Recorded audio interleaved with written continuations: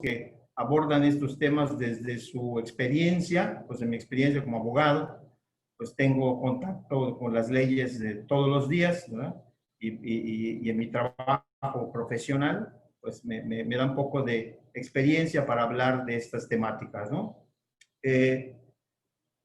Vamos a tratar de hacer un pequeño recorrido, ¿verdad? Para esta temática, tratando de ser breves y claros para no aburrirles, para luego entablar un diálogo en la dinámica que ustedes hayan establecido previamente para esto, ¿verdad? Puede ser pues, libremente o preguntas en el chat o preguntas por escrito. Bueno, ya Juan Carlos como moderador nos dirá la dinámica. Pero el acercamiento al tema viene desde ver por qué es importante este tema. Parece que es muy obvio, ¿verdad? Pero a veces no conocemos mucho la realidad y saber realmente qué es la ley, ¿no? ¿Qué es la ley? ¿Qué sentido tiene? ¿Qué significado tiene? Y cómo se crea esta ley, ¿no? Y todo esto nos lleva, evidentemente, a hablar de un tema que es el tema del Estado de Derecho. Y frente a estas realidades que tenemos que ver, ¿verdad? Tenemos que juzgar esa realidad, pero pues a la luz del magisterio de la iglesia, principalmente en lo que pues creo que nos compete a nosotros, que es la doctrina social de la iglesia. Pues que yo le digo, o yo le llamo, yo para entenderla dentro de mi carácter soy lego en la materia, ¿verdad? Pero creo que los pastores tuvieron a bien traducir la teología para el ciudadano de a pie, ¿verdad? Y esa traducción de la teología, que es un tema de muy alta especialidad y preparación y profundidad, pues lo hicieron muy fácil de entender para cualquiera, ¿no? A través de la doctrina social de la iglesia, que es teología pura, ¿no? Pero traducida o puesta. ¿Qué nos dice esta doctrina social? ¿Qué nos dice el magisterio, no? Y veamos algunos ejemplos de leyes, ¿no? Para ver entonces si realmente a la luz de esto que vimos, de esto que juzgamos, pues tenemos ya que actuar, ¿no? Tenemos que actuar. El Papa Francisco ha dicho en la hora de los laicos y al mismo tiempo él se ha detenido a decir, pero parece que su reloj se ha detenido, ¿no? Y es un llamado muy fuerte a nuestro ser y qué hacer como laicos, ¿no? Entrando al tema, ¿por qué es importante? Fíjense ustedes, en el año 2017, el Instituto de Investigaciones Jurídicas de la UNAM hizo una encuesta nacional de cultura constitucional para saber y para hacerles una serie de preguntas a la ciudadanía. De esas preguntas, pues surgieron algunas realidades que debemos de conocer, ¿no? El 84% de los mexicanos encuestados, ¿verdad?, respondió que la Constitución se cumple poco o nada, el 84%. El 56.1% dijo que conoce muy poco la Carta Magna. Hace poco veía un video donde una periodista, en años anteriores, no reciente, fue a interrogar a los diputados de la Cámara de Diputados y a preguntarles cuál es el artículo que trata del trabajo. Y entrevistó a más de 15 diputados de diferentes partidos y ninguno le pudo contestar, que era el 123. Y luego le preguntó el de la educación y tampoco lo sabían. Y le preguntó, o sea, de párvulos, una cosa de primaria, preguntas de primaria de la Constitución, y los diputados, ninguno le pudo contestar, ¿no? Y los ciudadanos menos, la conocemos, ¿no?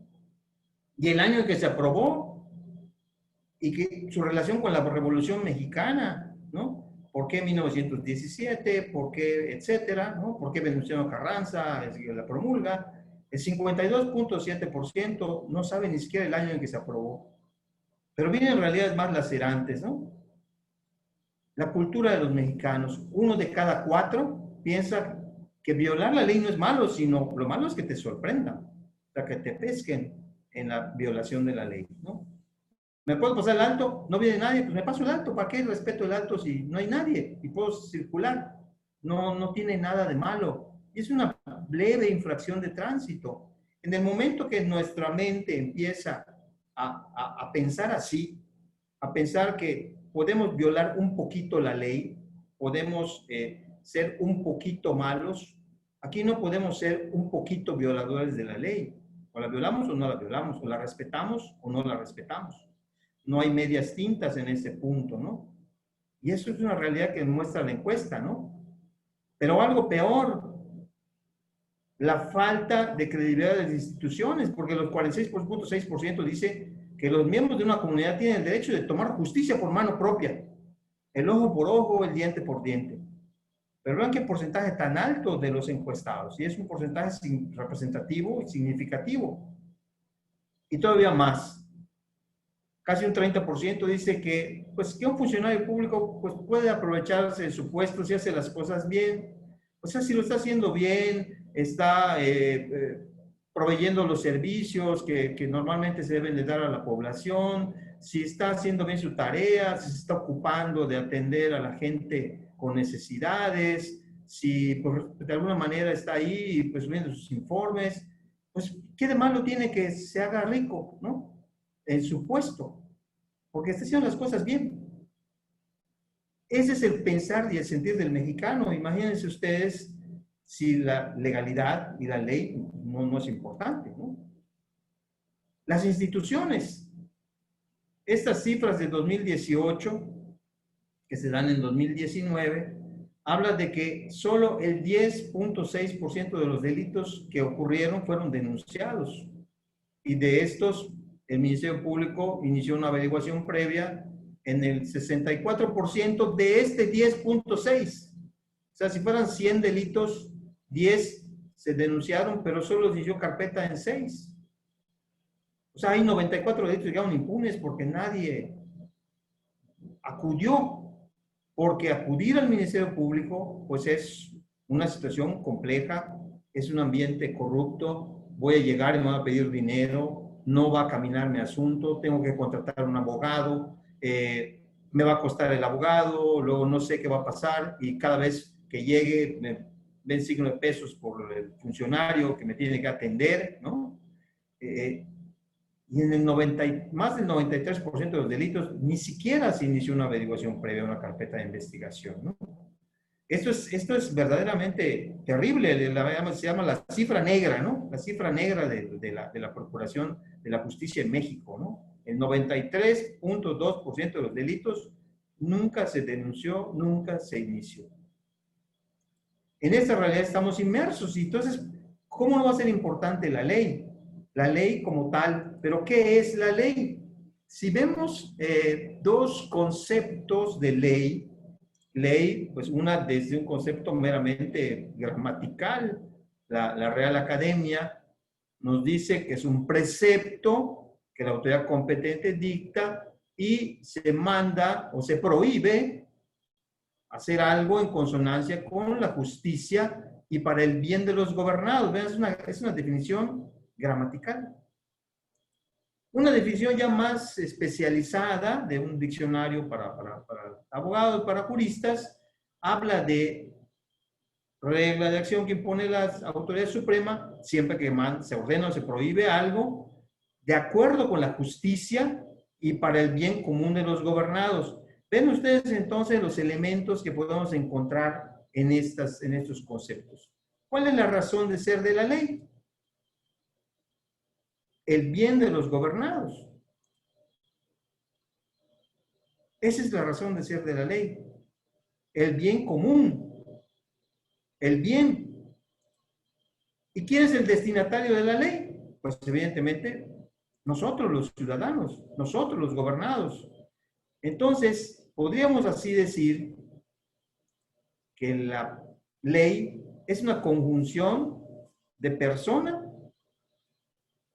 gobernado y bien común.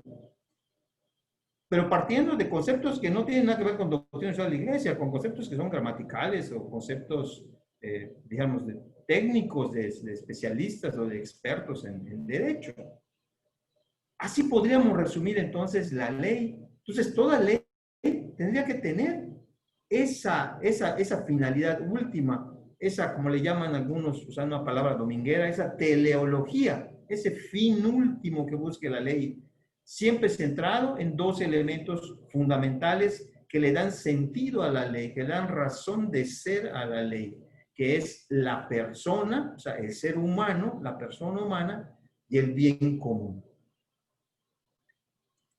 Y en México, ¿cómo se crea una ley? Pues eso lo sabemos, ¿verdad? Nos quejamos de el Poder Legislativo, ¿verdad? Que tiene 500 diputados, 128 senadores, y hay campañas de todo tipo para que se reduzcan y se reduzcan y se reduzcan, pero finalmente están los 500 diputados, los 128 senadores en las dos cámaras legislativas, ¿no? La Cámara de Senadores y la Cámara de Diputados, cada una con sus atribuciones. Por ejemplo, la Cámara de Diputados se encarga de, principalmente, digo, de manera de las muchas materias, pues, del tema de la aprobación de los impuestos, ¿no?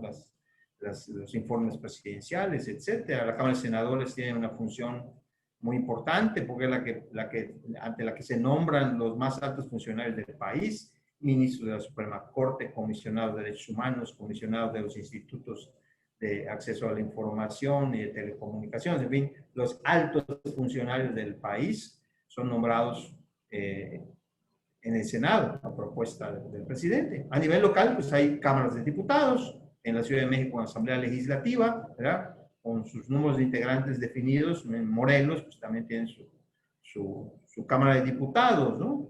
Y en todos los estados. Pero ¿quién tiene derecho a proponer una ley? Pues evidentemente que el primero es el presidente de la República, ¿no? Obviamente los diputados y senadores y los legisladores estatales, ¿no? Y de la Ciudad de México.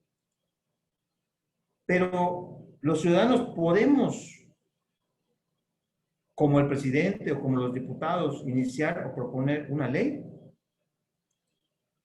Pues fíjense que sí, claro que sí podemos. La reforma política de 2012 estableció mecanismos de participación ciudadana. Y esos mecanismos de participación ciudadana está la iniciativa popular. La iniciativa popular, ¿verdad?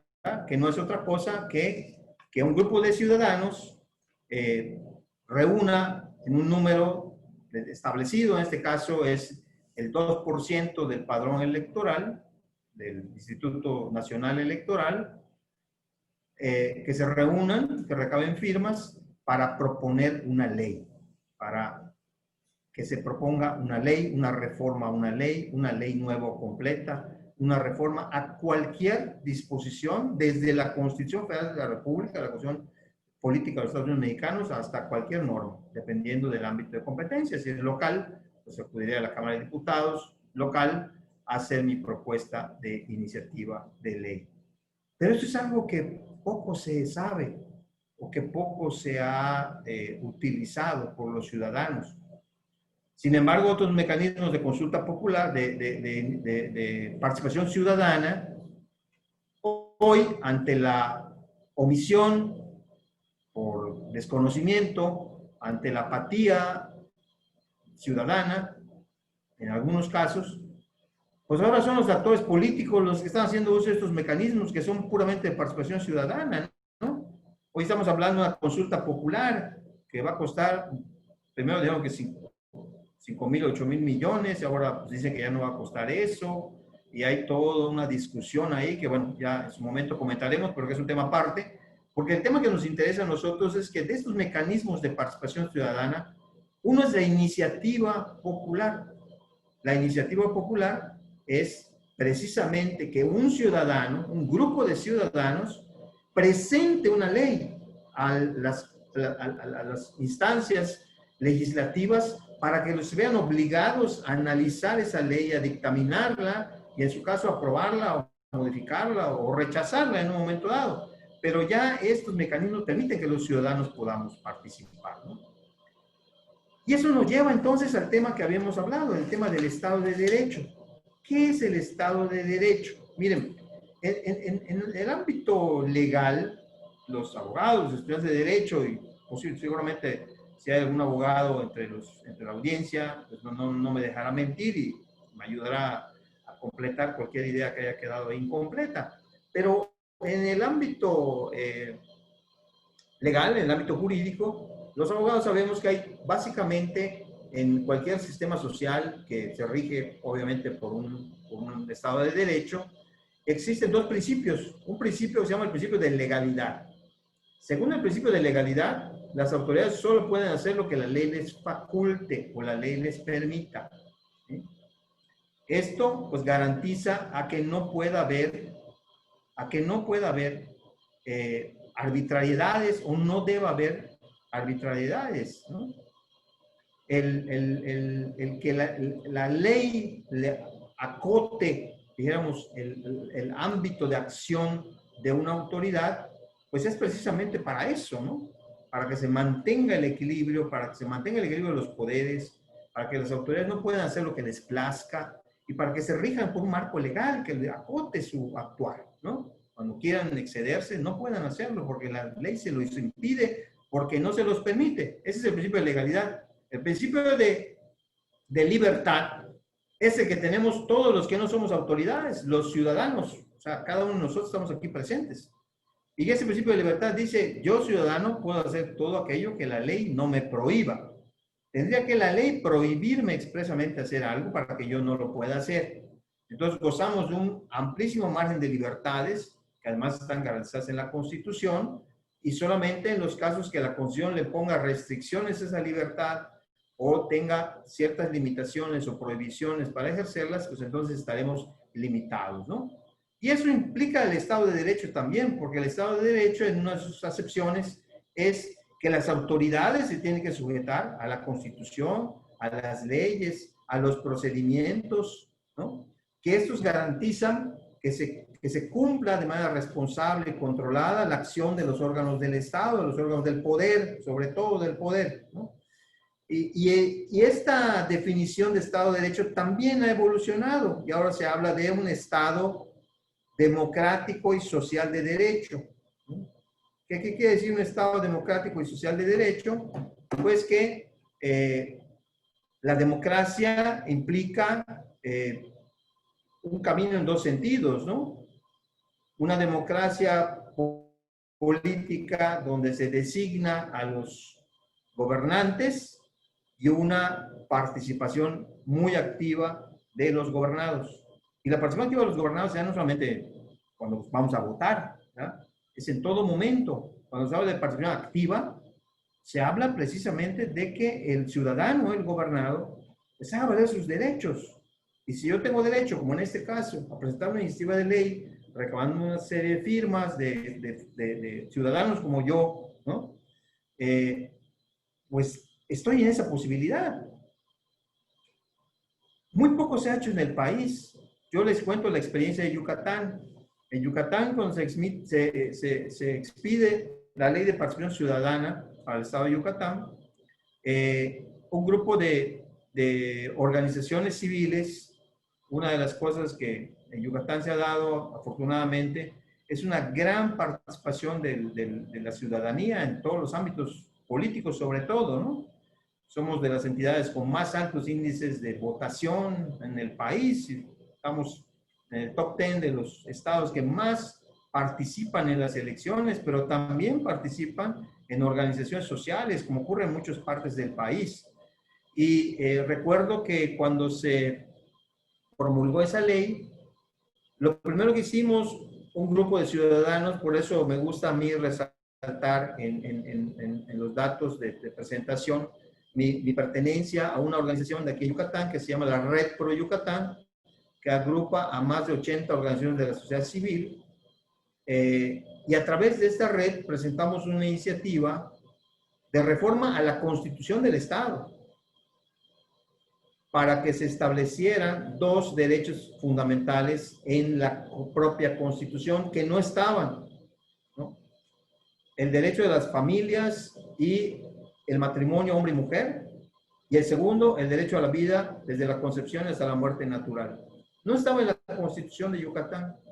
Presentamos la iniciativa, recabamos las firmas, incluso recabamos muchas más firmas de las requeridas, y ahí tuvo una gran participación el laicado católico. Créame que casi a la salida de las misas los domingos, habían equipos de gentes en todas las parroquias con copiadoras, formatos, etcétera, para que la gente viera su credencial de lector, se fotocopiara, firmaran el aval a la propuesta de la iniciativa, y así se recabaron más de 50,000 firmas que se presentaron al Instituto Electoral, que es el camino que es de la ley, se turnó al Congreso, el instituto avaló que las firmas eran de las personas y que todas tenían credencial para votar vigente, se turnó al Congreso, se dictaminó en comisiones y se aprobó por 24 de 25 diputados, ¿verdad?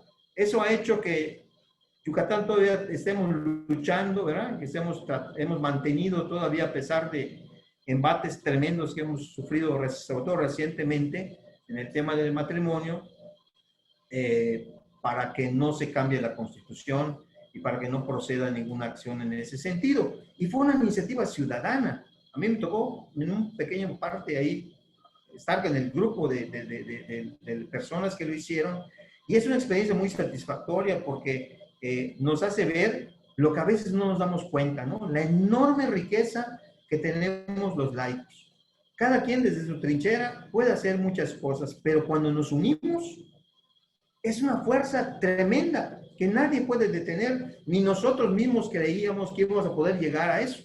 Dijimos, no, pues vamos a hacerlo a ver qué se logra, ¿no? Pero la suma de esfuerzos en la construcción de la iniciativa, en el cabildeo y la dinámica de acompañamiento, en el diálogo con las autoridades, en el diálogo con los legisladores, en el diálogo con todo mundo, cada quien tenía que aportó y aportó mucho, y esa suma de pocos hizo una cosa maravillosa, ¿verdad? Que logró esta finalidad. Y fue 100% ciudadano. No tuvieron que ver, los obispos nos apoyaron, obviamente, pero ellos no participaron. Nos apoyaron y como pastores nos orientaron, pero ellos no participaron porque finalmente no es un problema de los obispos. No es que mi obispo sea muy valiente y salga y hable y diga y luche. Qué maravilla que haya un obispo así. Qué maravilla que haya pastores excepcionales como los que tienen ustedes. Pero eso no debe hacer que como laicos bajemos la guardia y no asumamos ese papel muy proactivo que nos toca. Ojo, porque hay que ser proactivos más que reactivos. Y nosotros estamos acostumbrados a ser reactivos, no a ser proactivos. Nos gustan las marchas, las plantones, las manifestaciones. Eso está muy bien porque es una participación ciudadana bien, porque además se hace con mucha responsabilidad, con mucho respeto, sin desmanes de ningún tipo. Una protesta, una marcha pacífica, organizada, reclamando derechos legítimos, principios en los que creemos, etcétera. Pero muchas veces nos quedamos en ese punto, ¿no? Nos quedamos en la reacción, nos quedamos en ese aspecto, ¿verdad? Y no vamos más allá. Y los políticos, señores, nos tienen tomada la medida, ellos ya saben que esos plantones, esas marchas, esas situaciones son temporales y son insostenibles en el largo plazo. Si no va eso acompañado, no digo que la marcha sea mala, al contrario, hay que aprovechar el impulso de una marcha, el impulso de un plantón, el impulso de una manifestación para dar el siguiente paso, que es el paso de la acción, no solo de la reacción, porque si marchamos, plantamos, hacemos, nos manifestamos, estamos siendo muy activos, pero más reactivos que proactivos. Entonces nos falta esa parte, ¿no? Y esa parte, ese clic que haría la perfecta sinergia entre una reacción legítima, bien organizada, bien sustentada, pacífica y respetuosa, con una acción que tenga un resultado, que deba dar un resultado, pues sería el punto ideal al que no hemos logrado llegar como ciudadanos, como sociedad civil organizada. Vean cómo estamos en el índice de Estado de Derecho. Y aquí el World Justice Project, que es una institución muy seria, que hace ese análisis del Estado de Derecho en el mundo, lo hace en todo el mundo, aquí vamos a ver el dato de México, dice algo, una realidad, ¿no? Que a veces no vemos, o que así nosotros pensamos, lo traemos con nosotros, ¿no? El Estado de Derecho, pues es cosa de los abogados, ¿no? Es cosa de las autoridades, es cosa de jueces, pues cuando hay un problema me ocuparé de eso, mientras tanto no es mi ámbito, no me compete. Pero hay un problema cotidiano. Yo no les quiero decir, ni me quiero imaginar la realidad que ustedes viven en Morelos, en Cuernavaca, de inseguridad. Nosotros aquí en Yucatán estamos estamos en una burbuja, ¿no? Y esa burbuja de seguridad en la que vivimos, a veces nos hace dar por cierto y por sentado que la seguridad es algo natural. Yo puedo llegar a mi casa a las 9, 10 de la noche, después del trabajo y decir, ay, yo tengo energía para hacer ejercicio y salir a correr a las 11 de la noche en cualquier avenida o cualquier calle de la ciudad. Y nadie me va a asaltar, nadie me va a atacar, nadie se va a acercar con malas intenciones. No digo que nunca pueda ocurrir, pero es una posibilidad remotísima. Entonces, esa situación que nosotros vivimos, creo que es privilegiada, nos hace a veces desvincularnos de la realidad. Yo que he tenido la oportunidad por esta responsabilidad del Consejo Nacional de Laicos de recorrer muchas partes del país y conocer esa realidad tan dura, tan difícil que vivimos los mexicanos, ese dolor de la inseguridad, de la tortura, de las desapariciones forzadas, de los secuestros, de las extorsiones, de los asaltos, es algo verdaderamente preocupante, ¿no? Y ver la inacción de la autoridad, o ver que los grupos del poder del crimen organizado supera al Estado en mucho, y en muchas ocasiones, que ha llegado a doblegar al propio Estado. Y eso es algo verdaderamente preocupante. En otros lugares se habla de un Estado fallido, cuando el propio Estado no puede, él tiene la incapacidad de combatir al crimen organizado, a la delincuencia organizada, pues es un Estado que no funciona, ¿no? Y eso nos afecta a todos. Entonces, el Estado de Derecho es algo que a todos nos afecta. Vean ustedes la posición de México en ese índice, ¿no? Estamos en la posición 104, ¿no? De 128. Y vean debajo de quién estamos. Estamos debajo de Guatemala, de Kenia, de Níger, de países africanos y centroamericanos.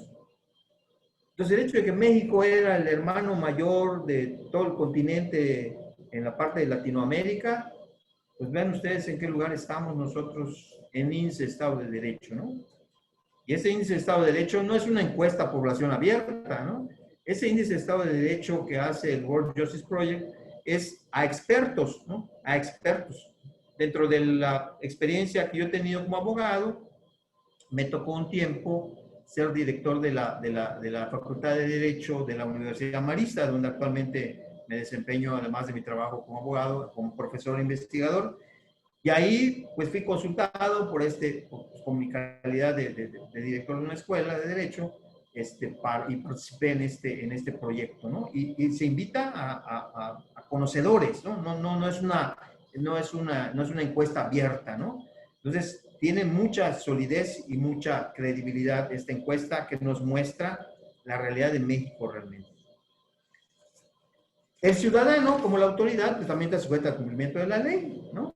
Pero ¿qué pasa en México? Miren, el barómetro global de la corrupción que publica Transparencia Internacional, ese es el de 2019, es el más reciente, reporta que pues 1 de cada 3 personas tuvo que pagar un soborno en México para acceder a un trámite o a un servicio público, ¿no?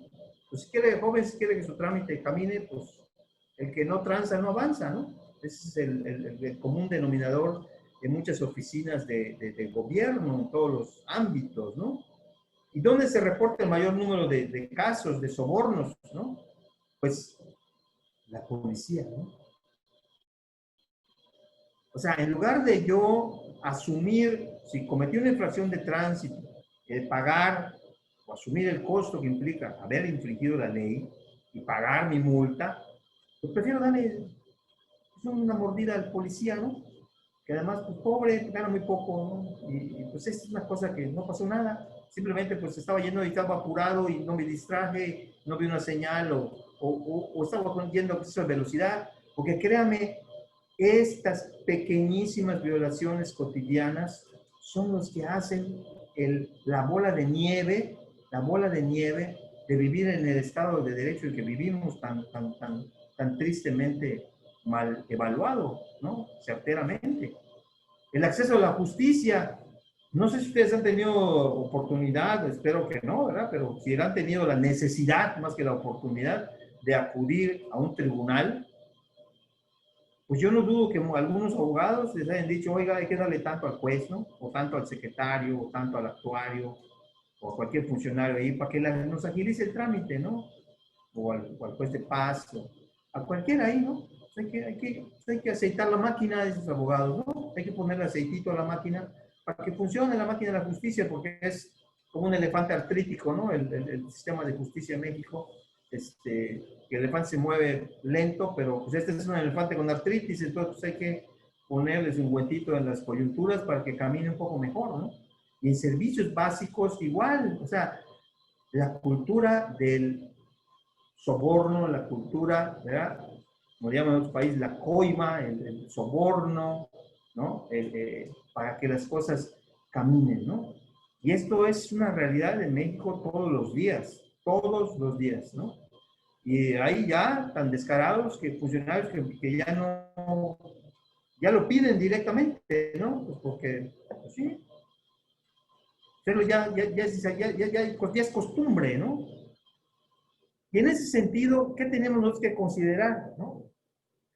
Nosotros tenemos que considerar aquí que, pues finalmente las normas tienen diferentes niveles para los efectos de nosotros. Esto ya es un poco de doctrina social, ¿no? El compendio de doctrina social nos dice, ya vimos, ya vimos esa realidad. Ahora tenemos que juzgar un poco esa realidad a la luz de lo que nos dice la doctrina social de iglesia, que es teología. ¿Qué función tiene una norma? La norma tiene una función directiva, una función de directriz. Es algo que rige las relaciones entre nosotros como ciudadanos, pero tiene una búsqueda de nuestro pleno desarrollo, de nuestra realización. Cuando hablamos de bien común, ya sabemos lo que significa bien común, ya habrán visto el tema, ¿no? Todo este conjunto de situaciones que llevan al pleno desarrollo de la persona, del ser humano. Y a la norma tiene esa función de ser esa directriz, ¿no? Y la norma, en el sentido de los derechos fundamentales, pues ahí están condensadas las principales exigencias de una comunidad política, ¿no? Es es una norma objetiva que no puede ser ignorada por los políticos, porque además los derechos fundamentales existen mucho antes de que existan las comunidades, mucho antes de que existan los estados modernos, mucho antes de que existan las leyes humanas y civiles, ¿no?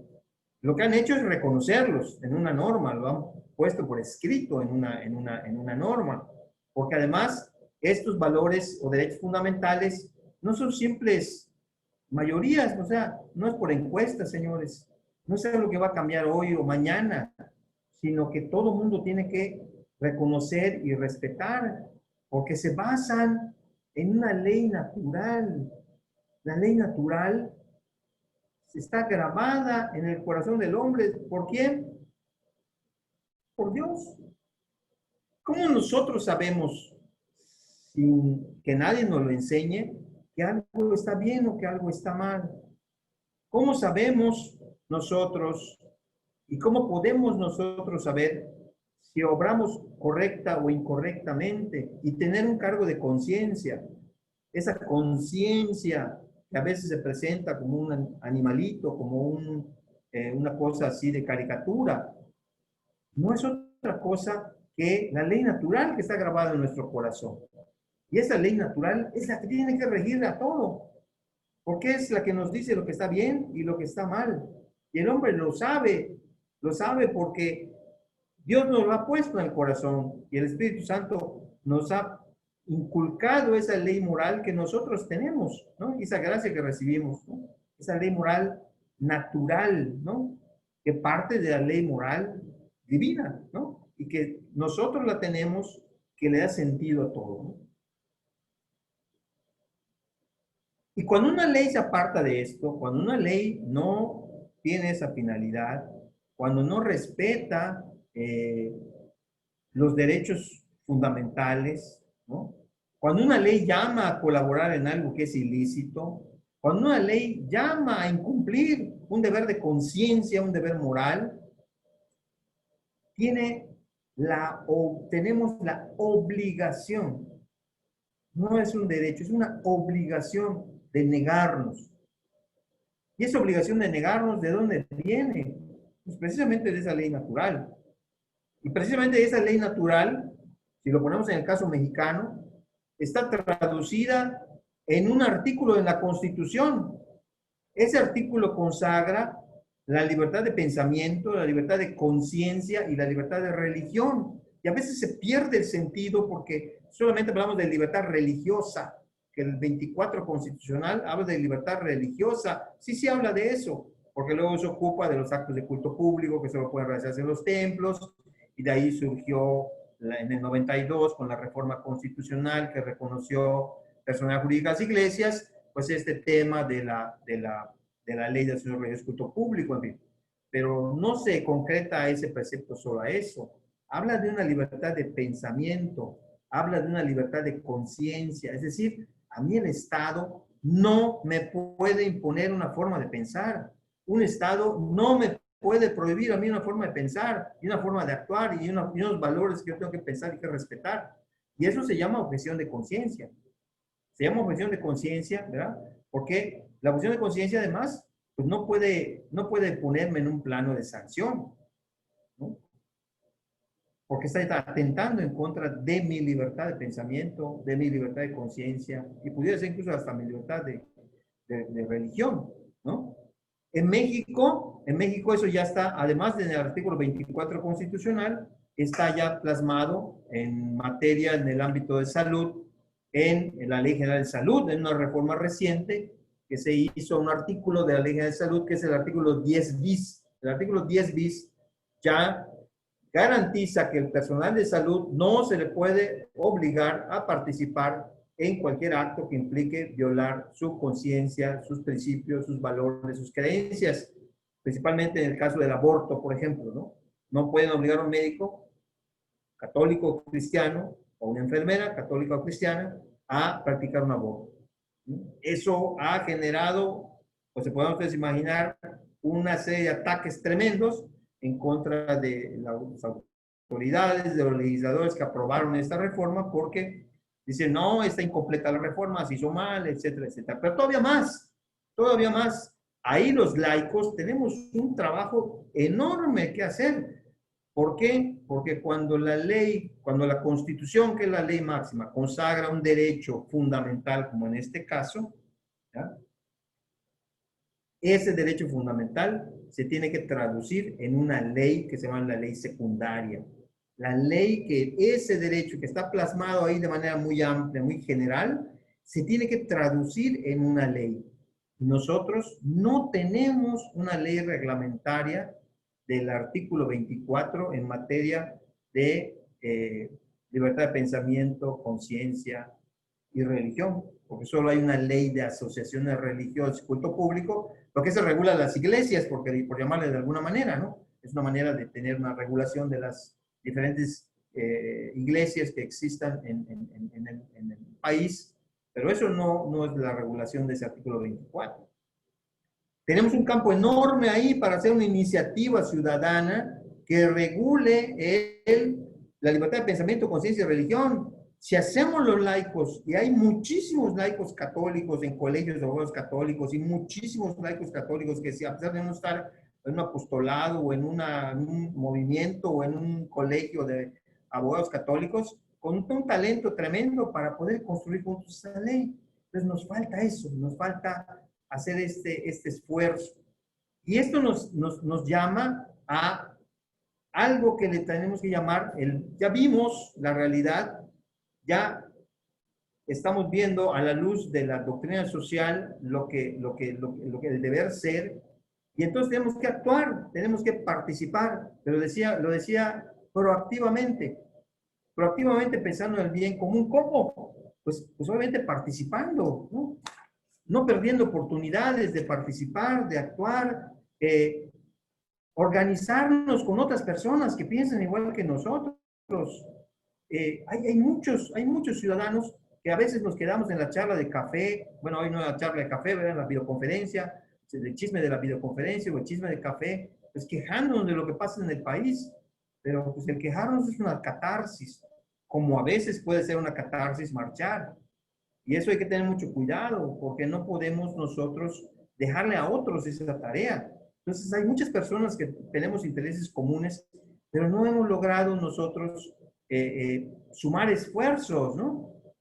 Tenemos también que informarnos y analizar la situación como lo están haciendo ustedes en este ciclo de diálogos, de charlas, para conocer la realidad donde estamos, ¿no? Y qué podemos hacer.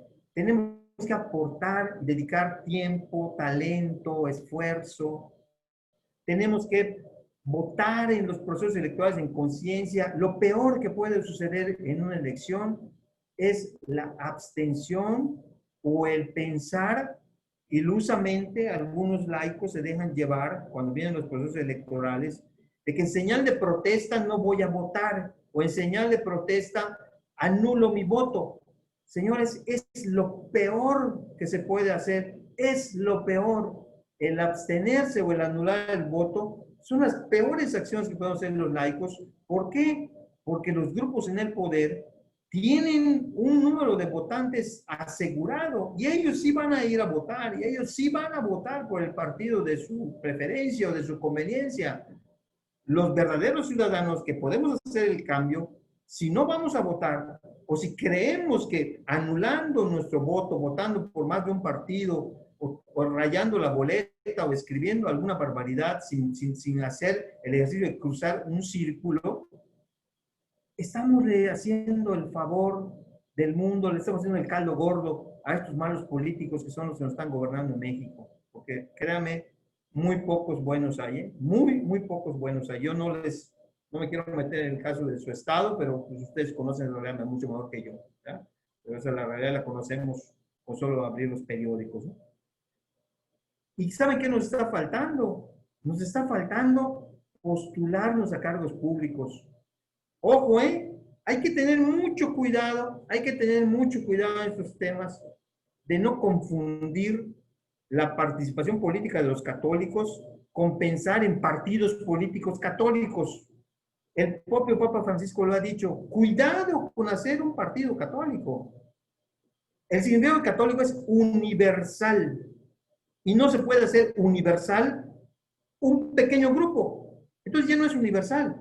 Si hacemos un partido católico, estamos equivocados, estamos en el rumbo, estamos perdidos, estamos a la deriva. Si pensamos en un voto católico, también estamos a la deriva, perdónenme. ¿Qué es lo que sí tenemos que hacer? Tenemos que impregnar de valores evangélicos, de valores que los católicos defendemos, todos los ámbitos. Por eso tenemos que participar en los partidos políticos. Y ustedes me dirían, oye, ¿y tú irías a Morena? Pues hay que pensarlo, créame. Porque el gran problema que nosotros tenemos es que no hemos aprendido a dialogar. Y la ley puede ser una herramienta indispensable, fundamental, esencial para construir un diálogo, que es lo que nos hace falta.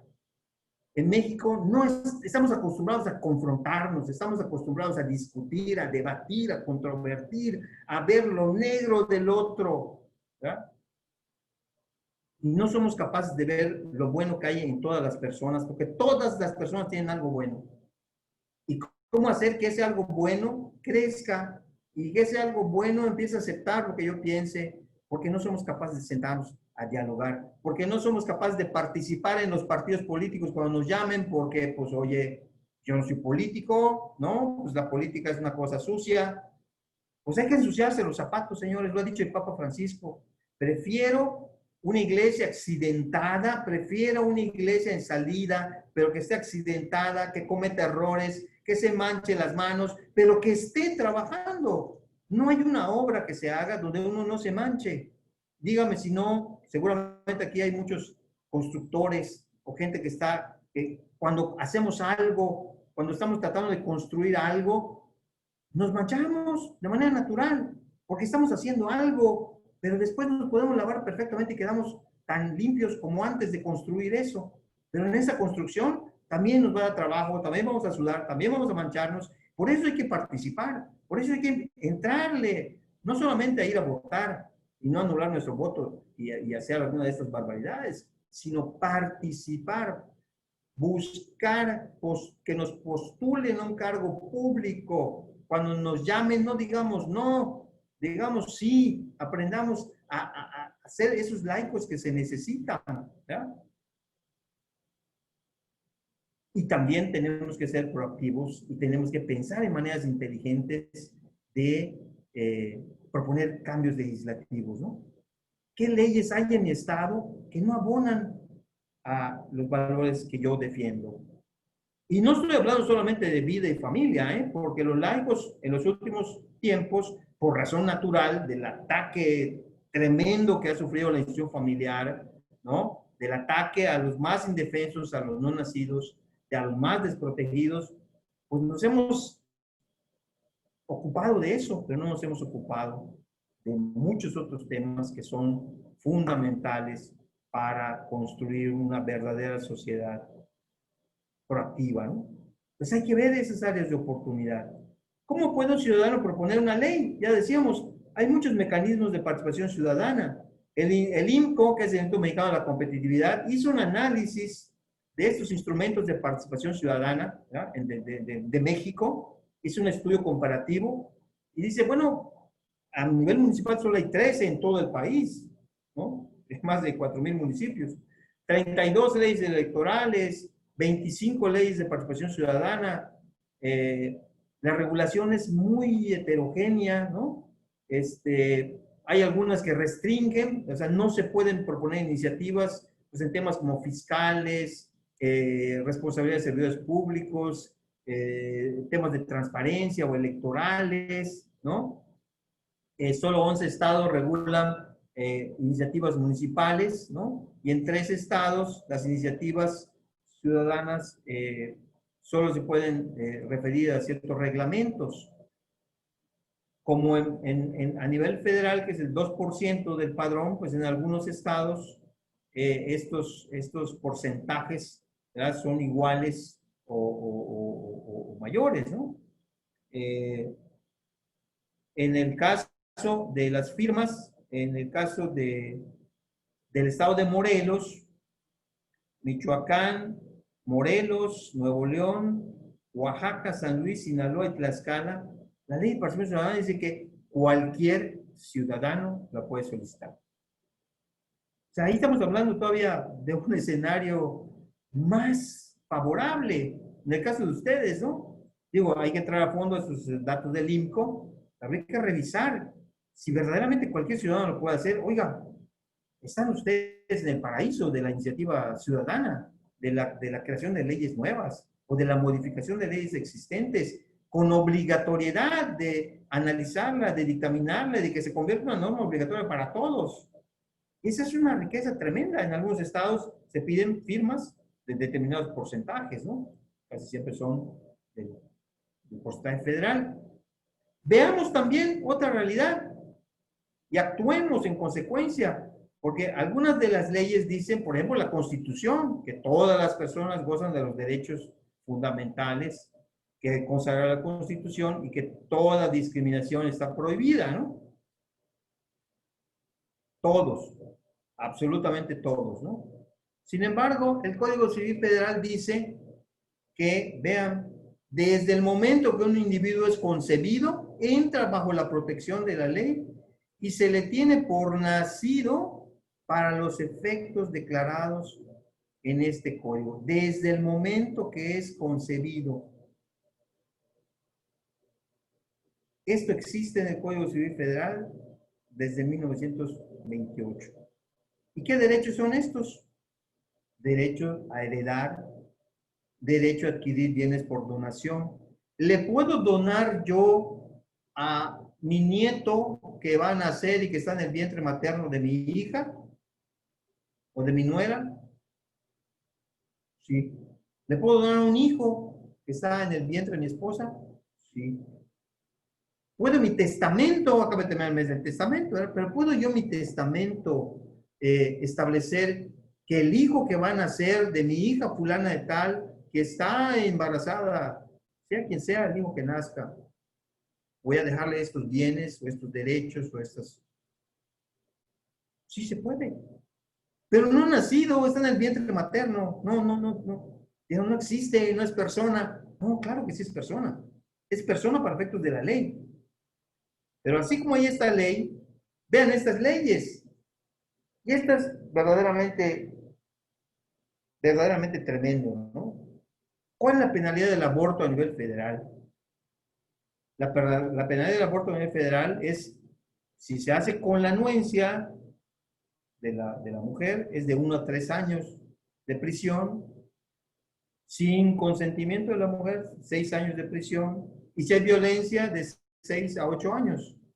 El delito más abominable que existe, ¿no? Matar a un ser humano, el más indefenso, el que no se puede defender, el que está en periodo de gestación, de formación, pero que ya es una persona desde el momento que es concebido, y no lo dice los evangelios, ni lo dice la doctrina social, no, estamos hablando de lo que dice la ley mexicana lo dice, desde el momento que es concebido entra bajo la protección de la ley, pero lo limita a esos 2 fines nada más, adquirir por herencia, adquirir por donación, y vean la pena por matar una colonia de abejas, o por robarse un asno, una mula, ¿no? Un cerdo, un cabrito, un caballo, una vaca, de 2 a 10 años de prisión. La misma ley, vean, es el Código Penal Federal, la misma ley. Esa misma ley le pone mayor gravedad matar una colonia de abejas que matar a un ser humano. ¿A dónde estamos llegando? ¿A dónde vamos con estas leyes en México? Ni que hablar de la NOM 046 fatal, ¿no? Que permite abortar a niñas abortar sin el conocimiento de sus padres, sin el consentimiento de sus padres, desde los 12 años de edad. Algo espeluznante. Y en materia educativa, la reforma de 2019, mayo de 2019, donde ya introdujeron con el nombre y usando la expresión de perspectiva de género, ya introdujeron la ideología de género. Ya está presente, ¿no? Ya está presente en México la ideología de género en la Constitución. No, en la Constitución. Porque todos los planes de estudio, ¿dónde queda entonces la libertad de pensamiento, de conciencia y de religión? Si la propia Constitución está diciendo que ya introdujeron la perspectiva de género como un mandato del Estado que nos va a obligar a hacer, aunque no querramos, aunque pensemos diferente, esto, ¿no? ¿Y qué es lo que nos dice los evangelios de la ley? Cuando la ley adquiere su sentido pleno, cuando llega a su culmen la ley, cuando se traduce en la caridad. ¿Y qué es la caridad? Es el amor pleno, es el amor total, es el amor a mi prójimo incondicional, al que amo porque tiene una dignidad que le reconozco. Lo dice San Pablo en la carta a los Romanos. La caridad es la ley en su plenitud. Y nosotros los laicos católicos, estamos llamados a que cada ley que se hace en México se traduzca en caridad, en amor, en reconocimiento de la dignidad del otro, en buscar su bien, en buscar su realización, en buscar el bien común de todos. Ya Benedicto XVI también nos lo decía en un Ángelus, la plenitud de la ley es la caridad. El propio Papa Francisco lo ha dicho y recientemente en la carta encíclica Fratelli Tutti nos dice, ¿no? La caridad que según enseña Jesús es la síntesis de toda la ley.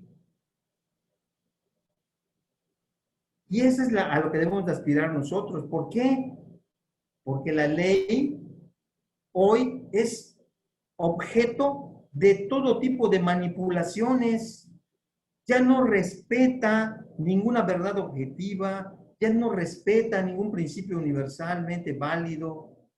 Y el propio Papa dice de manera muy fuerte en esta última encíclica, dice, cuando la cultura es la que se corrompe y ya no hay verdades objetivas, hoy se habla de una cosa espantosa, ¿no? ¿Es género o es sexo? No, porque el género es una invención social, sociológica, y el género lo crearon las personas. Entonces nadie nace siendo hombre o mujer, porque no el género fue creado nada más como con una idea, ¿no? Como si yo pudiera convertirme en mujer o una mujer se pudiera convertir en un hombre, atentando contra la biología más básica. Pero todo el mundo eso ya no existe. Ya no hay verdades objetivas, ya no hay valores universales. Y entonces, cuando se hacen estas leyes, basándose en estos antivalores, antiprincipios, en estas antiverdades o posverdades, como se le ha llamado también, dice el Papa, estas leyes entonces se convierten en una arbitraria imposición y se vuelve un obstáculo, y entonces tratamos de evitarla, tratamos de evitar ese obstáculo, ¿no? Y eso es terrible, porque el propio Papa dice, y podemos leerlo así, la ley debería de ser el elemento fundamental para la construcción de un diálogo social, no para la confrontación de las personas. El Papa nos está llamando a la fraternidad, nos está llamando al diálogo. No quiere esto decir algo romántico, algo, dijéramos, espiritual. No, está aterrizado en una realidad. ¿Qué realidad? La realidad de que tenemos que construir un diálogo, y el diálogo lo tenemos que construir con los que piensan diferente de nosotros, señores. Nosotros tenemos que construir un diálogo con los que, no con los que piensan igual que nosotros. Esos ya los tenemos, son nuestros amigos. Tenemos que construir el diálogo con los que piensan diferente. Me tengo que sentar con el que piensa diferente, y la ley debe ser un elemento catalizador de ese diálogo social. ¿Ya? La ley nos debe de dar ese elemento. La ley nos debe de dar las condiciones para que nosotros podamos construir esa fraternidad que tanta falta nos hace. Los laicos tenemos entonces, ya para finalizar, una tarea muy grande. Se nos dice repetidamente, lo sabemos, ¿verdad? Que somos hombres de iglesia en el corazón del mundo, hombres del mundo en el corazón de la iglesia. Nos gusta mucho decir esa frase, ¿no? Pero ¿cómo hacer la realidad? ¿Cómo verdaderamente ser ese corazón de la iglesia en la realidad tremenda de nuestras comunidades, ¿no? ¿Cómo ser esos hombres de iglesia en un mundo tan convulso, en una realidad mexicana tan difícil, en una realidad morelense tan compleja y tan difícil de sobrellevar? ¿Cómo ser esos hombres que son corazón de la iglesia misma, ¿no? Y ese es el ámbito que nos toca. Nos toca el ámbito de la política, de la economía, de la familia, de la educación, del trabajo, dice, y también del sufrimiento. Tenemos que estar abiertos a esas realidades, porque ese es nuestro propio ámbito. A veces le dejamos eso a que vamos a esperar a ver qué dice el señor obispo, y si él dice que vayamos por allá, vámonos para allá, y si él marca el paso, que vayamos a la marcha, pues él va encabezando la marcha. Qué bueno que así fuera, qué bueno que así fuera en todas partes, pero no es así en todas partes. Los laicos somos los actores principales, los que tenemos que tener ese ánimo, ese empuje para nosotros cambiar esa realidad, ¿no? Pero necesitamos una formación sólida, doctrinal, pastoral y espiritual. Recuerden quién es el santo patrono de los laicos de México. Anacleto González Flores. Y si ustedes han leído, seguramente ustedes ya leyeron su historia, ¿verdad? Y la conocerán mucho mejor que yo. Pero Anacleto era profesor, era abogado y era un orador maravilloso. Y tenía una formación muy sólida derivada de la lectura, de la escritura, del estudio. Tuvo que cursar su carrera varias veces por los problemas políticos de la convulsa realidad que vivió. Pero Anacleto era un hombre de comunión diaria.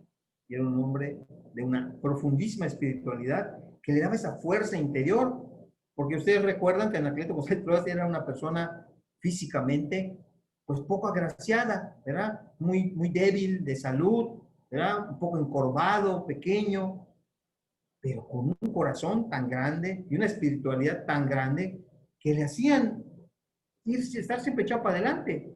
Y nunca tomó las armas en la guerra cristera, pero impulsó a todos los que se dieron a la tarea de tomar las armas, porque así se dio esa realidad en ese momento.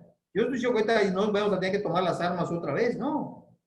Pero sí tenemos que tener esa formación, pero tampoco esperemos hasta tenerla para empezar a actuar. ¿A quién escogió Jesucristo para llevar sus evangelios? A unos pescadores. ¿Cuál era su preparación? Cero, cero. Pero tuvieron plena confianza en el Espíritu Santo y se lanzaron. Tenemos que nosotros formarnos, pero en ese proceso también actuar, no esperar, ¿no? Y el PGP nos lo dice, ¿no? O sea, los pastores en el plan global de pastoral dicen, oigan, los laicos les falta formación, ¿eh? Es muy importante que aprendan doctrina social, ¿no? Es muy importante que nosotros los apoyemos, los pastores, que vayamos para adelante, que los empujemos, que los impulsemos y que les hagamos ver que ellos ya gozan de una mayoría de edad. Porque miren, posiblemente muchos que estemos aquí, estamos en un grupo apostólico, en un movimiento. Yo estoy en Caballeros de Colón y además estoy en mi parroquia, en un apostolado y seguramente ustedes tienen, como decimos, muchas camisetas, muchas cachuchas, muchas gorras o muchos sombreros de muchas agrupaciones católicas en las que participamos. Aplausos, maravilloso. Pero realmente tenemos esa mayoría de edad o nos esperamos a lo que nos va a decir nuestro párroco para actuar, o pues estamos muy cómodos, ¿ya? En nuestra posición, en nuestro movimiento, y no somos esa iglesia en salida que también nos pide Francisco, el Papa Francisco, una iglesia en salida. La iglesia, dices, es como un hospital de campaña, y ahí están los heridos, ¿eh? Ahí están todos los heridos y los muertos, todos los abortos son muertos, y están ahí en el campo tirados, y a nosotros nos toca ir en contra de eso, ir a contracorriente, ir y participar, ir y aportar. Se nos ha dicho que somos sal, debemos ser sal, pero a veces nos gusta ser sal, pero en un salero, ¿no? Si la salsa en el salero no sirve para nada. Y a veces nos gusta hacer la sal del salero, el granito que está en su movimiento, en su parroquia, y que estamos ahí, nos juntamos y tenemos muchas actividades, y hacemos juntas y nos reunimos con el párroco y hacemos la rifa, la kermés. Eso está perfectamente bien, maravilloso, pero hay que salir, hay que contagiar, hay que darle sabor evangélico a todo. Y en el tema legislativo, la tarea es solo nuestra, no la pueden hacer los obispos y los pastores, no la pueden hacer, la tenemos que hacer nosotros. Nosotros los laicos.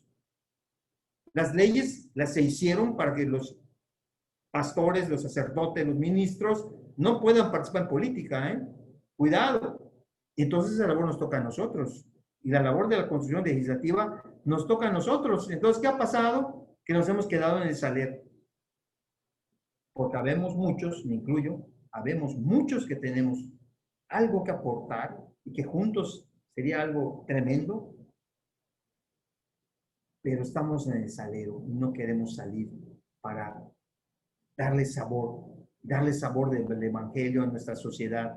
¿Por qué está ocurriendo en México lo que está ocurriendo? Piénsenlo. ¿Por qué las leyes están tan pervertidas? ¿Por qué?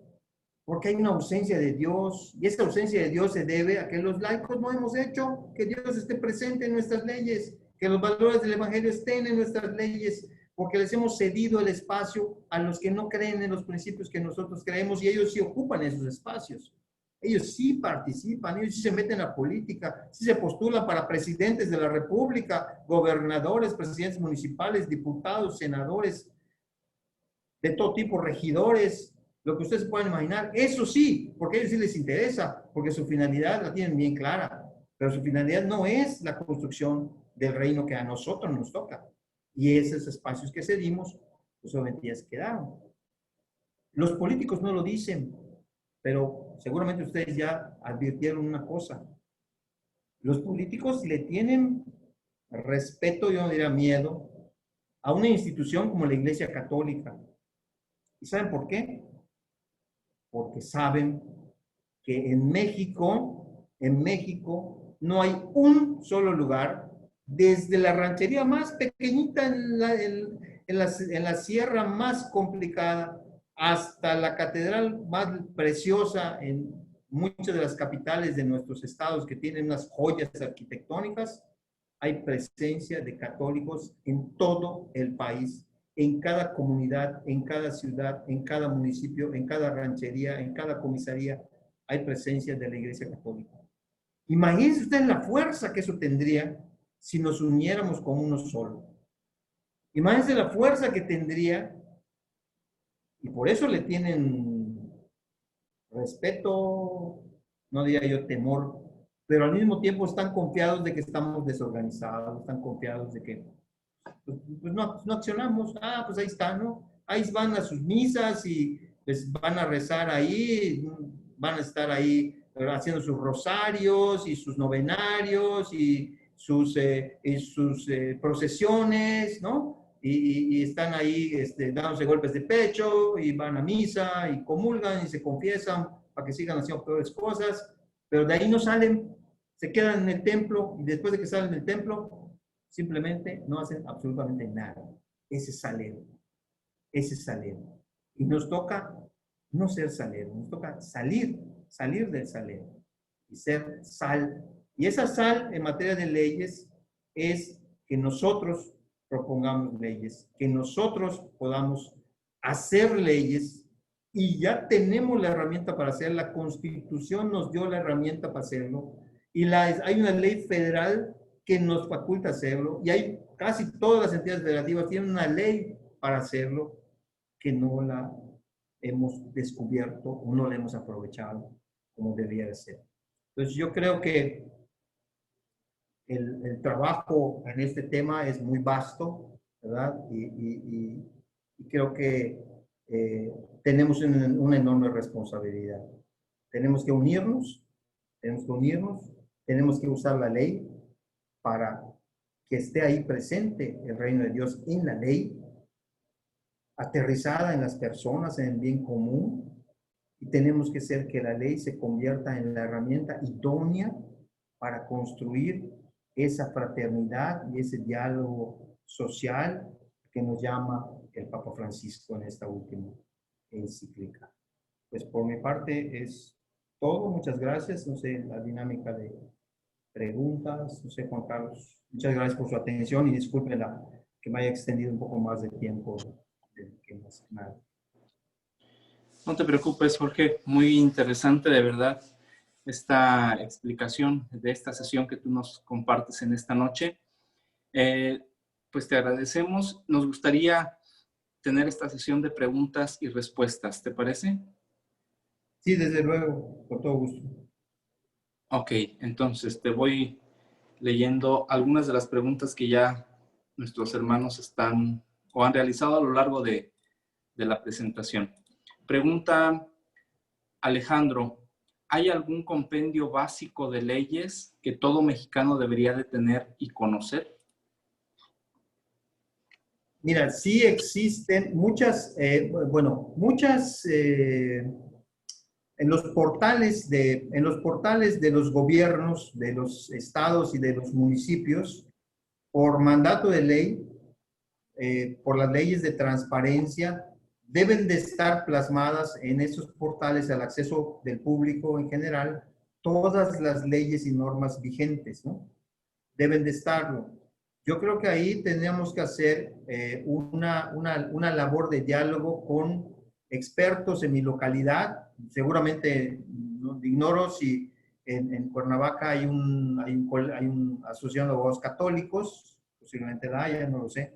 Si lo hubiera, o acudir a algunos expertos que les puedan hacer pues, alguna especie de compilación de las normas básicas, pero cualquiera es la Constitución, ¿verdad? Los códigos civiles, los códigos penales, las legislaciones en temas ambientales, etcétera, que sean del interés de la población y sobre todo las legislaciones en materia de participación ciudadana, que en Morelos sí hay a nivel estatal una ley de participación ciudadana que deberían de conocer y pues, consultar para poder ver cómo participar en ese sentido. Gracias. Pregunta Juan García.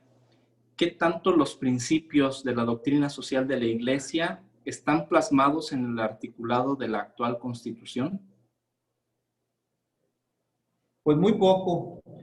Algo que se dijo en su momento cuando fue promulgada la Constitución de 1917 es que el artículo 123 de la Constitución, que regula el trabajo, estaba inspirada, ¿verdad?, en la Rerum Novarum, ¿no?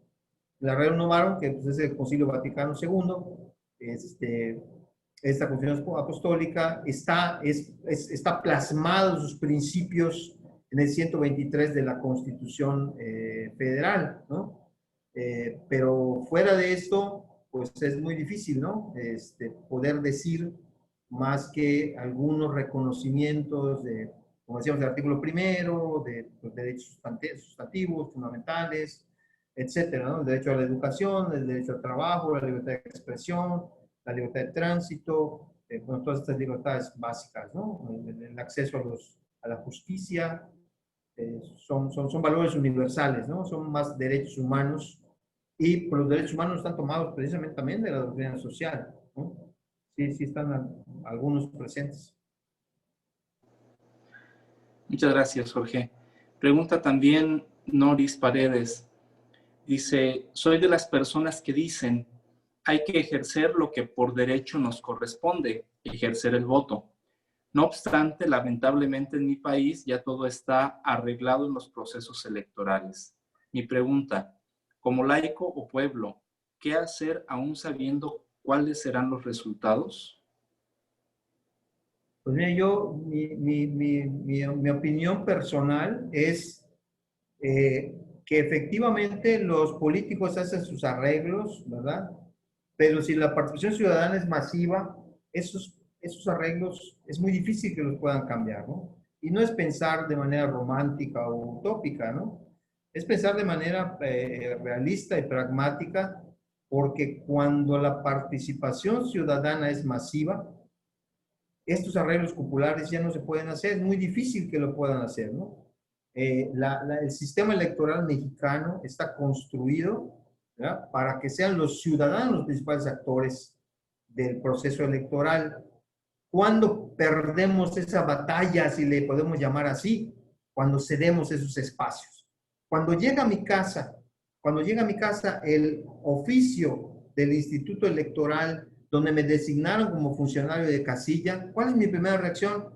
No, hombre, no, ¿qué problemas te vas a meter ahí? Vas a tomar un curso, luego vas a tener que hacerte responsable el día de la elección, está ahí todo el día, y luego si entran maleantes a la casilla, y luego que termine la votación, tomar el paquete electoral y llevarlo al instituto, y a lo mejor te asaltan en el camino, y te pone en riesgo tu vida, o te va a amenazar a alguien porque vas a... Entonces empezamos a poner toda una serie de obstáculos, y decimos, mejor no participo.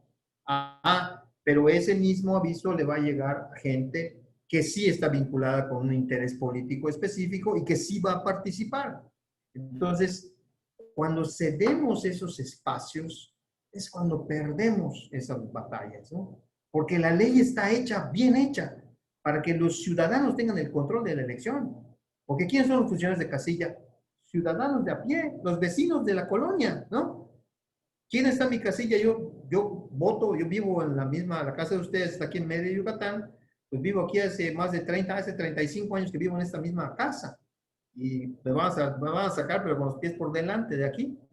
Y voto en la misma casilla. Y siempre que voy a la casilla, son mis vecinos, los funcionarios. Es mi vecino de la vuelta, el amigo que conozco, el dueño de la heladería de a 2 cuadras. Son ciudadanos, somos nosotros mismos. Y el día de mañana va a tocar a mí. Y en fin, si cedemos esos espacios, entonces, bueno, pues cuando nos piden cuidar casillas, también cuando tenemos la oportunidad de ser observadores electorales, nadie dice yo, porque todavía va a sacrificar su domingo, ella tomar un curso, y qué lata luego ir a las casillas y levantar un informe y entregarlo, qué flojera. no me meto en problemas, si salgo ese día, pues tal vez me pase algo, mejor me la tomo de tranquilidad, de goce con mi familia. Entonces, yo creo que ese es uno de los grandes retos que tenemos, ¿no? Los grandes desafíos, la participación. Muchas gracias, Jorge. Por ahí comenta también en los comentarios el maestro Ramón Tayabs, lo único necesario para el triunfo del mal es que los buenos no hagan nada, ¿no? Por ahí comenta, complementando esto que comentas. Pregunta también Saúl Flores, ¿es mejor estar en una zona de confort o es apatía, flojera o llega a pensar que alguien más va a llegar a hacer algo? Pero yo diría, Saúl, realmente tenemos que hacer pues un análisis introspectivo, cada quien, ¿verdad? De decir y preguntarme, ¿qué estoy haciendo yo para que las cosas mejoren? Y puedo hacer muchas cosas desde la realidad donde yo estoy, ¿verdad? Puedo hacer mucho. Si soy un patrón, pues ver que mis trabajadores estén bien. Ahorita que vino la pandemia, si tengo una empresa, pequeño o grande, pues seguirle pagando a mis trabajadores su sueldo completo, apoyarlos en todo. Si en mi familia ver que funcionen las cosas, pero además, poder tener esa oportunidad de participación política, ¿no?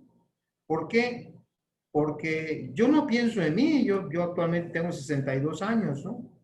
Por gracia de Dios, pues tengo una esposa maravillosa, que es una laica que está en la política, ¿eh? O sea, quiero decirles, mi esposa jubilada de su trabajo, es abogada también, jubilada de su trabajo, sin ninguna necesidad económica, eh, decidió meterse en la política porque fue invitada y fue directora de gobernación, secretaria de gobernación en el municipio de Mérida, y hoy es secretaria general de gobierno de Yucatán. En este gobierno que empezó en 2018, es la secretaria general de gobierno de mi esposa. Y dice uno, bueno, una persona de más de 60 años, con la vida resuelta, con 5 hijos, con 6 nietos preciosos, ¿por qué sacrificar mi tiempo de disfrutar con mis nietos? Si tengo todo el derecho del mundo, yo ya trabajé toda mi vida, me sobé el lomo, crecí a 5 hijos y ahora tengo la dicha de tener a 6 nietos.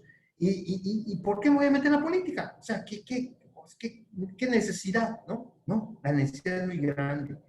Porque nosotros, a los mayores, nos toca construir el mundo que le vamos a dejar a nuestros hijos y a nuestros nietos. Es nuestra responsabilidad. No se las podemos dejar a ellos. Ni podemos pensar, no, pues es trabajo para los jóvenes. No, es trabajo de todos. Los jóvenes tienen una fuerza enorme, pero nosotros con nuestra experiencia podemos aportar también muchas cosas, ¿no? Entonces, yo creo que ese movernos un poco la conciencia de pensar si estamos en esa zona de confort, si nos hemos acostumbrado a llevar un status quo de que no nos muevan el agua, ¿no? Porque no nos hagan olas, pues no nos ayudaría a avanzar, ¿no? Y a aportar. Todos tenemos muchísimo que aportar, muchísimo. Oye, pero es que yo no estudié mucho, pero tienes mucha experiencia. Tienes mucha experiencia. Una madre de familia es una doctora en economía, es una doctora en administración, es una doctora, tiene doctorados ganados por la experiencia de la vida. Es una ama de casa, que a lo mejor no tiene muchos estudios universitarios, pero tiene una sabiduría y una experiencia que la puede aportar perfectamente a un grupo de jóvenes que tengan el empuje y el talento. Unamos esa sabiduría, esa experiencia, con ese empuje, con esa juventud, con ese ímpetu, y podemos hacer mucho, mucho, mucho podemos hacer.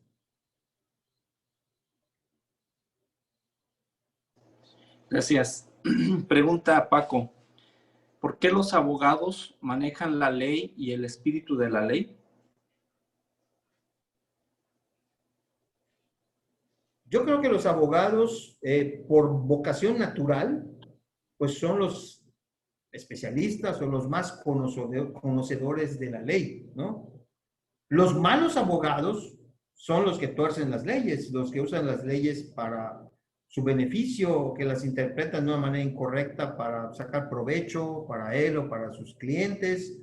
Pues hay de todo en esta viña, ¿no? Y en el tema de la ley y de los abogados, pues ahí se da más fácil, de manera más evidente, más fácil, pues un mal abogado, ¿no? Y así como hay malos médicos y malos contadores y malos ingenieros, pues también hay malos abogados, nada más que pues Cuando hay un mal abogado, pues el resultado puede ser tremendo, ¿no? Nos toca defender la vida de una persona, su libertad, su patrimonio, y si se hace con una actitud incorrecta, indebida o irresponsable, pues entonces el daño es mayúsculo, ¿no? ¿No? Aquella broma de que los abogados se pasan a los plátanos porque todos son chuecos, ¿no? Pues hay algunos que pues, tratan de no estarlo, ¿no? Gracias, Jorge. Pregunta Uriel, ¿por qué tantas modificaciones ha tenido nuestra Carta Magna? Yo le contestaré a Uriel que desafortunadamente los legisladores creen que hacen un buen trabajo cambiando las leyes por cambiarlas, ¿no? Y a veces es agregarle unas palabritas o ponerle alguna cosa. Entonces empieza a perder el sentido de la ley. Hoy nuestra Constitución, pues no es ni sombra de lo que fue la Constitución de 1917. Hace tiempo se ha hablado de una nueva Constitución, de una Constitución más moderna, más progresista, pero pues a mí me causa mucha inquietud, por ejemplo, donde plasmaron todas estas ideas de una constitución progresista, entre comillas, pues es en la Constitución de la Ciudad de México. Si usted la lee, pues es una constitución que tiene todos estos antivalores o antiprincipios que nosotros defendemos como católicos, ¿no?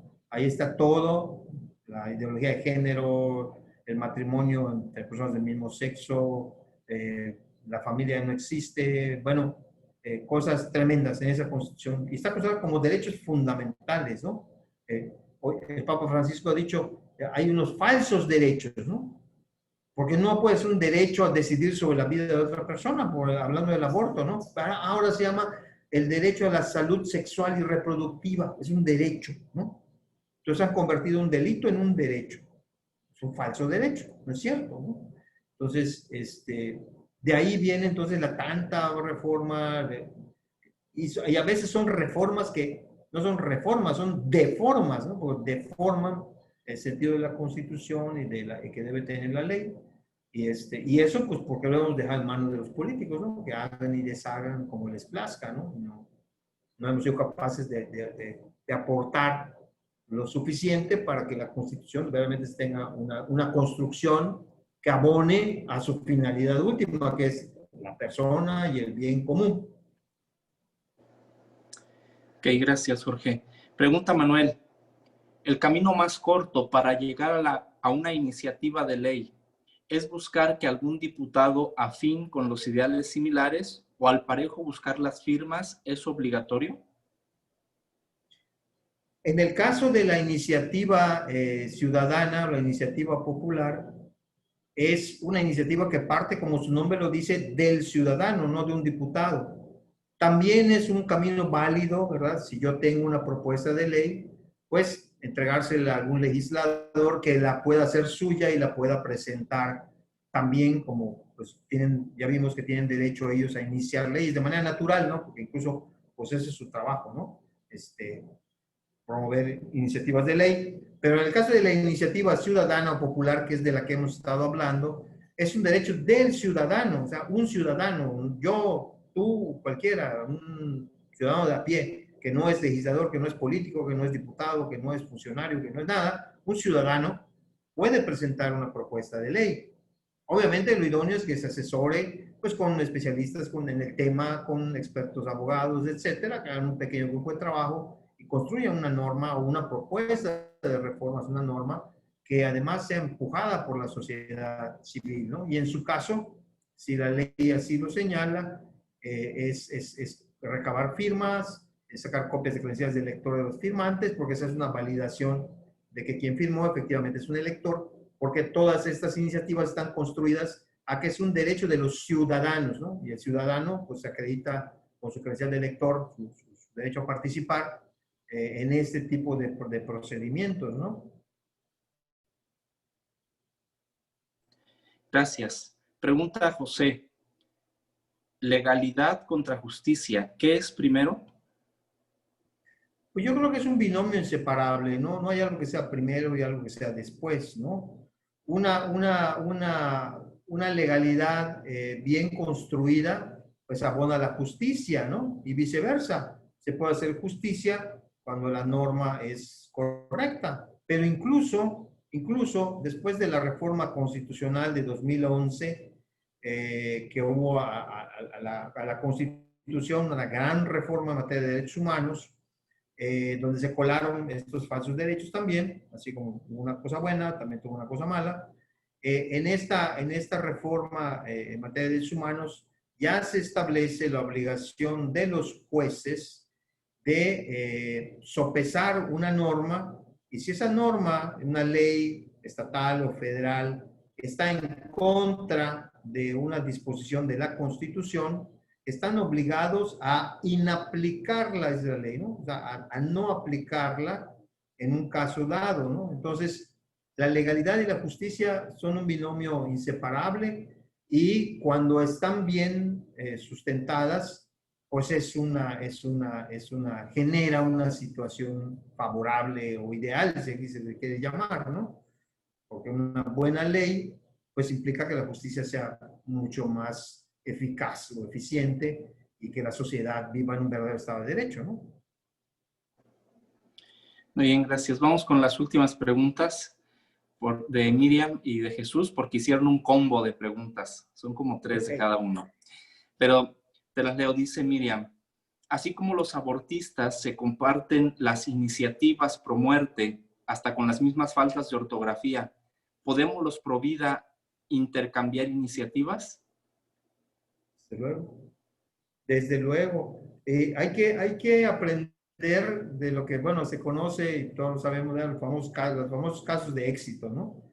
Hay ciertas experiencias de éxito en algunas entidades que son aplicables y válidas en otras, ¿no? Ahí nada más es ver lo que se tiene y compartirlo, ¿verdad? Y hay organizaciones muy importantes a nivel nacional, digo, por mencionar la que todos conocemos, el Frente Nacional por la Familia, y muchas organizaciones muy fuertes, muy bien estructuradas, con excelentes integrantes, asesores, etcétera, pues que mucho pueden apoyar, ¿no? Para que se compartan estas iniciativas, y se aproveche la experiencia que se ha tenido en una entidad para llevarla a otra y convertirla en una situación exitosa y favorable para la defensa de nuestros principios, ¿no? Sigue preguntando Miriam: ¿podemos en el estado de Puebla meter una iniciativa que vaya en contra de la NOM 046 que avala el aborto en violación? ¿Es mejor meter iniciativa ciudadana o por medio de un diputado? ¿Cuáles son las ventajas o desventajas o mejores probabilidades de ser aprobadas? Bueno, aquí estamos hablando de hay algunos tecnicismos que habría que considerar, ¿no? La norma oficial mexicana la establece una autoridad administrativa, que es el Instituto Nacional de Metrología y Normalización, que es una entidad del gobierno, ¿no? Es una entidad administrativa, que son normas técnicas, ¿no? En estas normas técnicas, incluyen estas cuestiones, ¿no? Para que no se pierdan en eso, ¿no?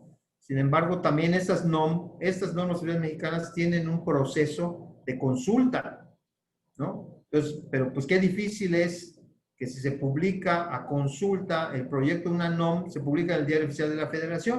Entonces, imagínate, si un ciudadano a pie, ni siquiera sabe ni que existe el Diario Oficial de la Federación, o dónde lo consulta, o va a tener que tener una persona diario consultando el Diario Oficial de la Federación, a ver qué sale, ¿no? Entonces, instancias como el Frente Nacional por la Familia y otras instancias nacionales que sí están muy metidos y ocupados en esto, pues pueden hacer ese estudio, ese análisis. Y yo creo que entre una iniciativa ciudadana y una iniciativa que acoja un diputado, se pueden hacer los dos caminos. Para mí el camino más laico, pues si podemos llamarle así, puro, es el que hagan los ciudadanos. Porque miren, los diputados cuando toman una iniciativa, la presentan como propia, pero los diputados pertenecen a un partido. Y si su partido no está de acuerdo, pues luego el partido va a echar atrás la iniciativa, o le va a cambiar, o le va a cambiar el sentido, o le va a cambiar la redacción, y ya entonces pierde todo propósito. Y se presta una manipulación, a menos que se tenga la certeza de que ese diputado pues es totalmente afín o acorde a lo que estamos planteando, y bueno, impulsarlo y apoyarlo, y que la sociedad civil, ¿verdad?, se vuelque a apoyar al diputado y impulsarlo, etcétera, acompañándolo en una labor 100% laical, pero civil y política, ¿no? De apoyo a la acción de este diputado, aunque no haya sido de él la autoría original, no vamos a llamarle, pero yo creo que lo que menos nos importa a los laicos es que nos pongan una estrellita en la frente, ¿no? O sea, nadie lo quiere. Queremos que haya, que se traduzca en una ley, en una norma, impregnar el evangelio en esas normas. Entonces, si se puede lograr, qué bueno, pero también tiene el riesgo que comentamos. La iniciativa ciudadana, por el contrario, como se presenta, se tiene que estudiar y definir si aprueba o no se aprueba. Ah, bueno, que lo quieran cambiar o le quieran hacer algo, bueno, pues ya será otra cosa. Pero llega como tal y están obligados a estudiar mi iniciativa, nuestra iniciativa de los laicos, ¿no? Gracias. Última pregunta, Jorge. Pregunta el maestro Jesús Alberto, no el maestro, nuestro Señor Jesús, el maestro Jesús Alberto. Dice, ¿cuál es el camino para iniciativa ciudadana?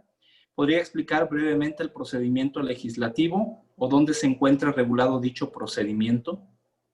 La ley de participación ciudadana del Estado de Morelos, ahí la pueden consultar. Y normalmente el camino en todas las leyes, porque así está la ley federal y bueno, eso está traducido, ha permeado a todas las leyes estatales. ¿Cuál es el camino? Lo primero que dice la ley es que un ciudadano o grupo de ciudadanos, si es un grupo de ciudadanos, señala el porcentaje, y el porcentaje es de electores inscritos en el padrón electoral del Instituto Nacional Electoral, del INE, o del Instituto Estatal, puede ser también, del Instituto Electoral del Estado que corresponda.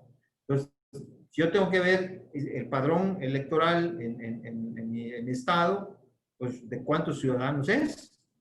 Y si es de 100,000 ciudadanos, me piden el 2%, pues tengo que juntar 2,000 firmas, ¿no? Si es de 1,000,000, pues tengo que juntar 20,000. Y así sucesivamente, si es el 2%.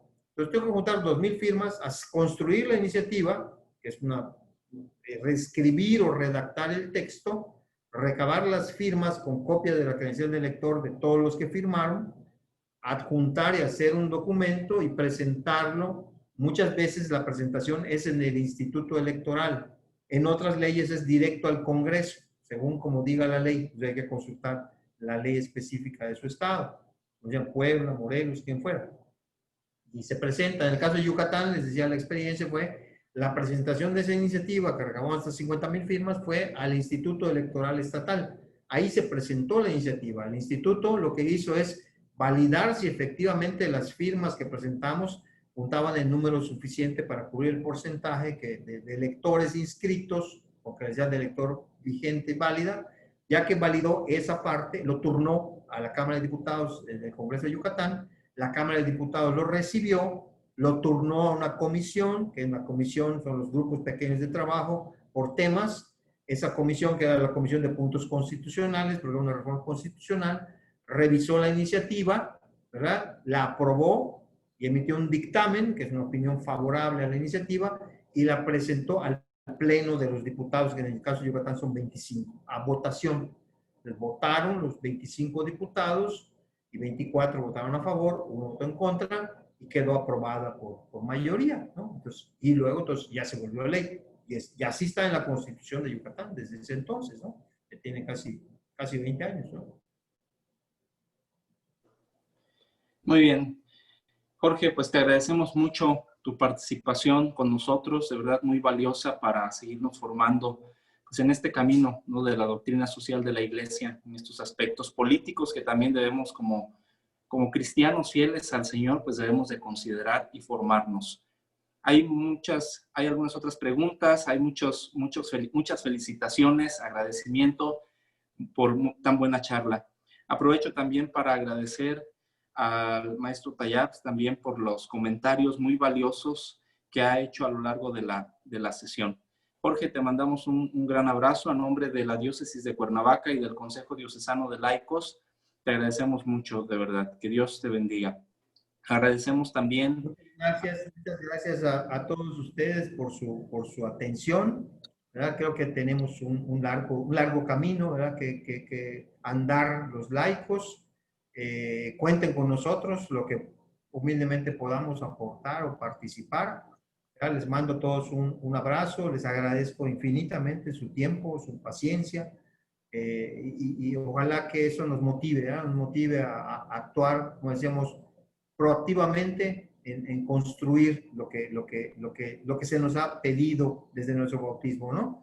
Y pues un saludo muy cariñoso al señor obispo, don Ramón Castro y Castro, ¿verdad? Que tenemos el gusto de conocer personalmente, y decirles que tienen un pastor de lujo, ¿verdad? Para empujarles y seguir para adelante, ¿no? Muchas gracias y esperemos vernos en alguna otra experiencia laical. Gracias por todo. Ojalá que así sea, Jorge. Muy bien, hermanos, pues también les agradecemos. Antes de finalizar nuestra sesión, quisiera recordarles la invitación que les hicimos el día martes para participar en un taller de formación de evangelizadores que se llevará a cabo este sábado 10 de octubre. El Consejo Diocesano de Laicos hace esta invitación, será a través de la plataforma de Zoom. Será de 10 de la mañana a 6 de la tarde. Habrá un espacio de 2 horas, de 2 a 4 de la tarde, para que puedan ustedes comer. El donativo es 100 pesos por persona. Se dará un reconocimiento, una constancia de participación digital a aquellas personas que tomen el curso completo.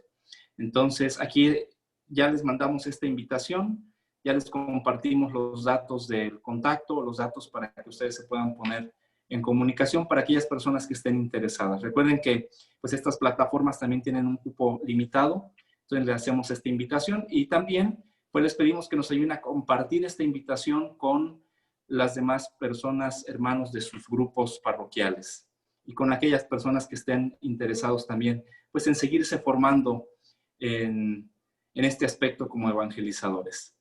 Muy bien, pues les damos las gracias por haber asistido en esta noche. Y por recordarles, nos vemos el día martes, ¿de acuerdo? Le pedimos al Padre Chilo, no sé si estás por ahí, Padre, si nos ayudas con la oración y con la bendición. Sí. En el nombre del Padre, y del Hijo, y del Espíritu Santo. Amén. Gracias, Señor, por hacerme consciente de lo valioso que soy. Gracias por recordarme que me amas y que me has dado los dones que necesito para ser feliz. Hoy te quiero pedir que me des entusiasmo por la vida. No quiero ser pesimista. No quiero darme por vencido antes de luchar. Quiero ser libre de toda idea pesimista y de todo sentimiento de inferioridad que me pueda estar afectando y no dejando vivir en libertad. Hoy te quiero pedir que actúes con poder en mi vida y me des la capacidad de soñar, de prepararme y lograr lo que necesito. Quiero tu fuerza, tu poder y tu alegría en mi vida. Quiero saber pensar, sentir y actuar. Quiero que me impulses a hacer lo que me corresponde y me guíes por el camino correcto. No quiero tenerle miedo a los retos. Quiero saber que estás a mi lado y que me impulsas a lograrlo. Te abro mi corazón para que lo llenes de humildad. Quiero que doblegues mi orgullo y me hagas dócil a tu presencia. Que pueda estar a tu lado, dejando que tú me muestres el camino que me conduce a la felicidad. Te amo y necesito de tu ayuda. No permitas que por mi terquedad me aparte de ti y tome el camino que conduce al dolor y a la frustración. Gracias, Señor, por este momento de paz y por permitirme dormir en total tranquilidad. Amén. Padre nuestro que estás en el cielo, santificado sea tu nombre. Venga a nosotros tu reino, hágase tu voluntad en la tierra como en el cielo. Danos hoy nuestro pan de cada día. Perdona nuestras ofensas, como también nosotros perdonamos a los que nos ofenden. No nos dejes caer en la tentación y líbranos del mal. Dios te salve María, llena eres de gracia, el Señor es contigo. Bendita eres entre todas las mujeres y bendito es el fruto de tu vientre Jesús. Santa María, Madre de Dios, ruega por nosotros los pecadores, ahora y en la hora de nuestra muerte. Amén. Gloria al Padre, y al Hijo, y al Espíritu Santo, como era en el principio, ahora y siempre, por los siglos de los siglos. Amén. El Señor esté con ustedes. La bendición de Dios Todopoderoso, Padre, Hijo y Espíritu Santo, descienda sobre ustedes y permanezca para siempre. Amén. Amén. Dios los bendiga. Muchas gracias, Jorge. Muchas gracias, Padre. Muchas gracias, Jorge. Pueden encender sus micrófonos si gustan despedirse. Que pasen buenas noches todos. Que Dios los bendiga. Buenas noches a todos. Muchísimas gracias a Dios. todos. Muy buenas noches. Buenas Dios los noches a bendiga. todos. Gracias. Dios les bendiga. Buenas noches a Saludos. todos. Gracias. Les bendiga. Buenas noches. Saludos, buenas noches. Buenas noches. Hasta luego. Saludos, buenas noches, hermano.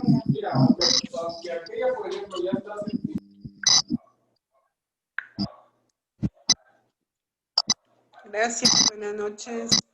Saludos. Gracias. Gracias a ti, Jorge. Dios te bendiga. Un abrazo para ti y tu familia. Gracias, buenas noches. Hasta Buenas luego. noches. Hasta luego, hasta luego.